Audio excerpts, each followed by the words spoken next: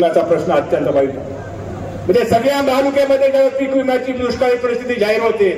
आणि लोहा कंधार मतदारसंघामध्ये होत नाही, दुर्भाग्य आहे। याचं कारण काय? इथले आमदार खासदार पीक विमा कंपनीची साठेलोट करायचं, पैसा घ्यायचा आणि सर्वसामान्य माणसाची वाईट परिस्थिती करायची, ही इथल्या मतदारसंघामधल्या आमदार खासदारांना परिस्थिती आहे। मी तुम्हाला आज आश्वासन देतो, या पुढच्या काळामध्ये पीक विम्यासाठी शेतकऱ्याला आंदोलन करावं लागणार आहे, कारण आदरणीय उद्धव साहेबांच्या नेतृत्वामध्ये महाराष्ट्रामध्ये आपलं सरकार येणार आहे आणि या सरकारच्या माध्यमातून आपल्याला निश्चितच या पुढच्या काळामध्ये पीक विमा असेल, दुष्काळी परिस्थिती असेल, यासाठी आपल्याला आंदोलन करावं लागणार नाही। साहेब, माझी विनंती आहे तुम्हाला,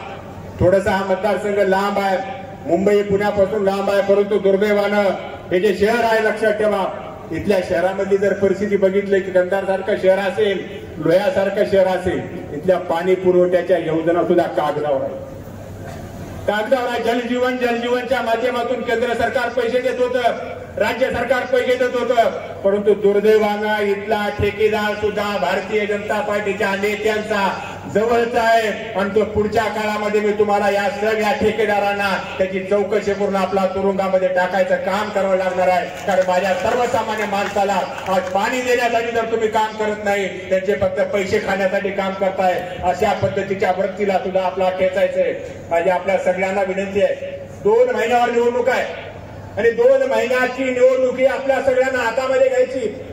एखादा कार्यकर्ता आपल्याकडे येईल, कधी वेळ मिळेल नाही मिळेल,